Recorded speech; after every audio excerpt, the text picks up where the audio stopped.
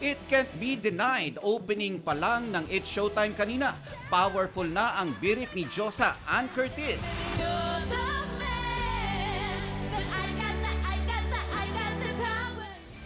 At ang energetic performance ni Karil. Kim Chiu din klivas hanging sa kanyang buwis buhay na pagbitin. Ang opening pasabog na yan, hindi pa ang ultimate surprise ng Showtime hosts. Entertained na entertained rin ang madlang kapuso sa iba pang opening performances. Pero ang grandest at unforgettable surprise, dineliver ni Vice Ganda.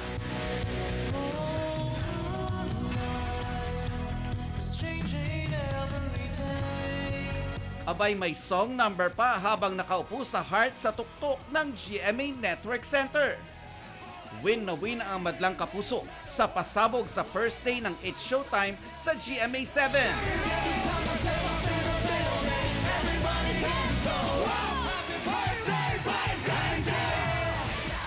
Muling pinatunayan ng hosts ng It's Showtime ang kanilang commitment sa mga manonood na makapagbigay saya at makaantig ng puso. We're making history today on It's Showtime! What's up, what's up, what's up, what's up? Madlang Kapuso! Full support ang ABS-CBN bosses sa studio. Nakisaya rin ang ilang kapuso at Sparkle Stars. Sino pong makakapag-akala na ang Showtime mapupunta po dito sa GMA? And nakakatuwa kasi pwede na po mag-collaborate talaga ang GMA and ang ABS. Isang pamilya na po talaga tayo. No more network war. Nakakatuwa na maging part ka ng isang ganitong klaseng show na talagang makakapagpasaya sa ibang tao. Searching naman sa Especially For You, si Miss Universe Philippines 2023 at Sparkle artist Michelle D.